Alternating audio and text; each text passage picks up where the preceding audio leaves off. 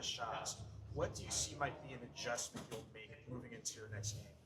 I don't know. I mean, to be honest, I feel like with our defense today, it was a lot of, I mean, they had their odd mans and stuff, but I think it's not so much to do with the defense. It was maybe more like neutral zone stuff, just simple plays, getting pucks deep, especially when we're tired and stuff like that. But I didn't really, from the goalie perspective, see much of lapses in our D zone. I thought, a lot of their shots, far out shots, giving me sight lines on pucks, just had to control them and everything. So I think for us, it's more just simplifying the parts outside the defensive zone. I think that's kind of what will help us have a little bit more success next game.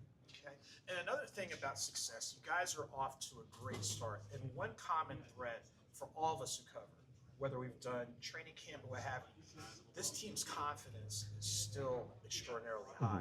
Walk us through how today really may or may not impact that as you go into your next game.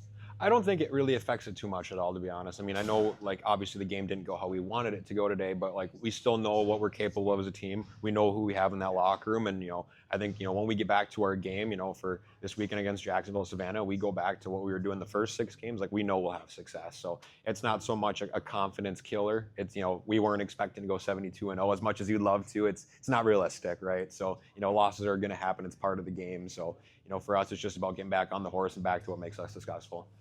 What I really love to hear is, and even in training camp, you guys echo a lot of what your coach says. He said the same thing. We don't expect to go 72-0. What impact has he had just this early in the season, in his first year as head coach, on you and the rest of the team? It's been awesome. I mean, obviously with him being a goalie, I have a good relationship with him. He knows what TJ and I are going through every day, so we have a good relationship in that regard, and we built a good one starting from last year. But the team's rallied around him really well. We like the message he brings. He brings some good accountability for the guys. He expects it brings a lot out of us too, and I think it trickles down that leadership. It goes around for the captains, the rest of the team, all that stuff. So. I really enjoyed playing with him as a head coach, and I think he's been doing really well so far these first few games for us. So talk to me about the relationship between you and TJ. You kind of go off and on as far as his starting.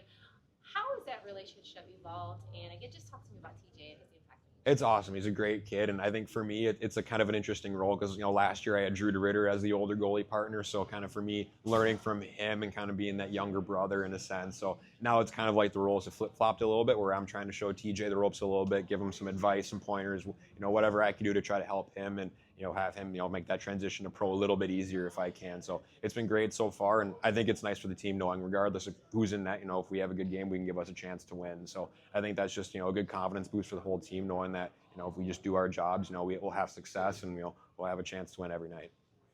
Yeah. One thing, and you've talked about the confidence, the energy level. Now, especially when it's a specialty game like today, when you have younger versions of you out there, just describe